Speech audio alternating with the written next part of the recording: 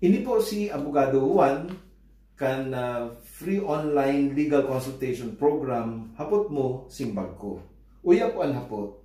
Ang hapot ko po is kung ang daga nakakolateral sa kuya tapos si nag-utang po sa kuya na find out ko na ibinenta si daga sa iba. Pero nainot po si sa kuyang transaksyon. Kaysa duman sa berentahan. Pwede ko daw pong pakudalan ang property kung magkasundo kami kan berentahan pending kan pag-urulay ni po kan may sadiri. Okay. Entertainot, ang collateral po sa rong propiedad, whether movable or immovable property, to guarantee the payment and performance of an obligation. Ang tama po baga na normally ang collateral mas makantidad kesa duman sa utang. Kaya yan po sa rong pigahandalan ka nag-utang na dai magpalta sa iyang obligasyon sa pagbayad para po kung matapos na po sa iyang pagbayad, makakabalik po itong property na pigsangra niya.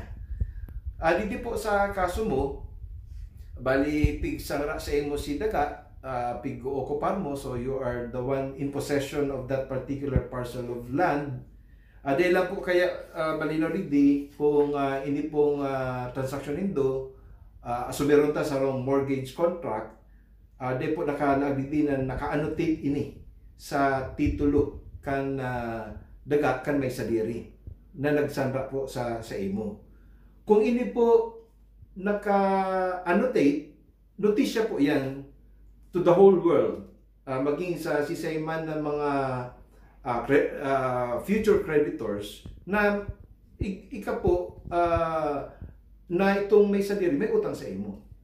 Pero kung di po naka-annotate, assuming na dai, ito pong nagbakal na third party, kan parehong daga na nakasangra sa imo, masasabi tang innocent buyer in good faith and for value. Ano po? Takonsirin po ang pangyayari, ito pong nagbakal, protegido po kang lay. Ano po?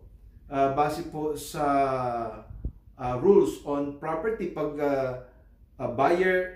innocent buyer in good faith and for value, halimbawa kan daga, di man siya nagkulang ito pig-apod tang caveat emptor, pigiling niya man po ang titulo kan daga, malinig, mayong mga encumbrances, di po naka-annotate, ito pong pagsangra sa imo kan daga, then it will be treated as valid, ito pong pagbakal niya. Ano po? He will be considered as an innocent buyer in good faith and for value. And that was the pronouncement of the Supreme Court in the case of Ruflo et al. Versus Burgos, wherein the title on the land, or the title to the land, malinig po sa paghiling kang buyer, tama yung mga annotation, so the buyer can safely rely on the correctness of the title. Ini po 2009 case. Ano po?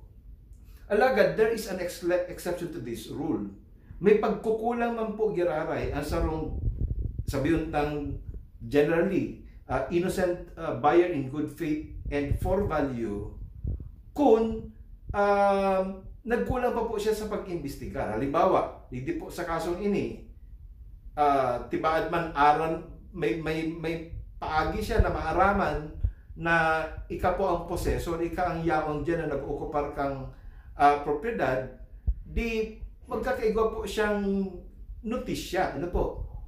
As in, base po sa mirror doctrine which was enunciated by the Supreme Court in the case of Lucena versus Court of Appeals, GR number 77468, kan August 25, 1999, daw po malinig ang titulo, tad mayo pong annotation ang previous encumbrances, aron po kaining sa sitwasyon mo itong mortgage, pero may paagi na dapat kung bayar ako, hilingon ko man baga property kasakuyang duwang mata kung inibaga mayo man occupants tapos dai ko po yan ginibo base po sa mirror doctrine.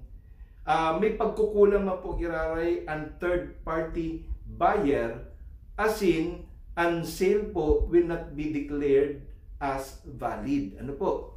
So yun po yan ang sitwasyon na yan. Medyo kuro lang po ang facts. Digdi po sa imong kahaputan, duwa po ang pwedeng mangyari. Kung technically buyer in good faith and for value, ito pong nagbakal kang daga, dawa nakasangra sa imo ang daga, taday po naka-annotate, valid po ang sale. Ano po? Ang lalamagon mo na lang po sa sitwasyon na siring kaiyan, iyo po si itong nagsangra sa imo. Magiging ordinary suit for a collection of a sum of money with damages. Actual, exemplary, and moral damages. Ta in bad faith po, aram naman katong nagsangra na nakasangra, binenta niya pa. Ano po? So, yun po yan ang pwedeng mangyari. Ikadua, kung nagkulang man po itong nagbakal, then susustain as valid and kumbaga dai maapektaran. Ito pong sa imong pagtener dyan sa daga na yan, taday man po magiging valido ito pong pagbakal kay itong third party buyer during the pendency of the mortgage contract pursuant to the mirror doctrine na pig-promulgate po kan Korte Suprema. Ano po?